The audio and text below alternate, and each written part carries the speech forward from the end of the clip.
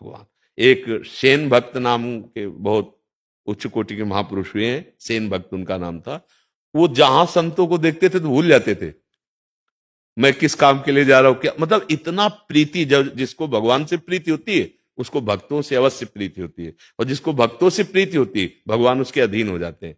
तो एक दिन वो राजा की सेवा में जाया करते थे, तो अपना वो सब सामग्री ले उसकी मालिश की जा रहे थे, तो रास्ते में देखा कई संत आ रहे हैं, तो भूल गए और दंडवत किया, आओ महाराज। तो संत भाव के भूखे हैं, उनके पास गए और वो सबकी सेवा खान पान जैसा फल फूल आदि जो, अब वो संत भगवान सुबह तक रुके।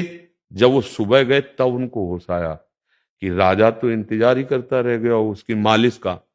अब डर सताया कि राजा रजोगुणी होता है, फांसी में चढ़ा देगा, क्योंकि हमने कोई सूचना निवेदन नहीं किया और सेवा में नहीं गए। इतने में 2 पार्षद आ गए राजा के, कहा महाराज ने आपको बुलाया है। अब उन्होंने सोचा अब अंतिम समय है हमारा, क्योंकि राजाओं का तो राजमद होता है, क्यों नहीं आए। अभी हम कहें साधु सेवा में नहीं आए तो दंड ही देंगे।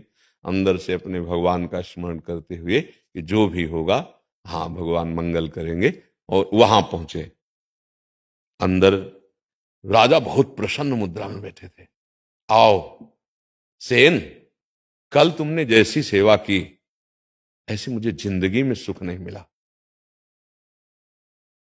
जो चाहो मांग लो हमसे, मैं बहुत प्रसन्न हूं। उन्होंने सोचा विनोद तो नहीं कर रहा, तो उनका सरकार कल कहां, बोले नहीं, बहुत सुंदर सेवा की और इतना सुंदर रूप कल तुम्हारा हमने देखा जो हमने कभी नहीं देखा। अब समझ में आया कि हो सकता है हम जिन भक्तों की सेवा कर रहे थे उनके स्वामी भगवान की कोई लीला हो। वो सरकार थोड़ा बताने की कृपा करे, क्या रूप आपने देखा। तो बोले तेल की कटोरी सामने थी और तुम हमारी पीठ की मालिश कर रहे थे, तो जब मैं ऐसे देखता तो तुम्हारा ये रूप था, और जब तेल की कटोरी में देखता तो अरविंदाक्ष कमल नयन श्याम स्वरूप, ये तुमने वो कभी रूप तो अपना दिखाया ही नहीं। रो पड़े और उनका सच्ची बात है सरकार, हम कल आए ही नहीं थे, ये हमारी जगह हमारे आराध्य देव भगवान श्री कृष्ण है। भगवान अपने भक्त के लिए एक रजोगुणी राजा की मालिश करने सेन बनकर जाते हैं। अरे विश्वास करो ये कोई कथा नहीं है, अपने लोगों का जीवन यही है।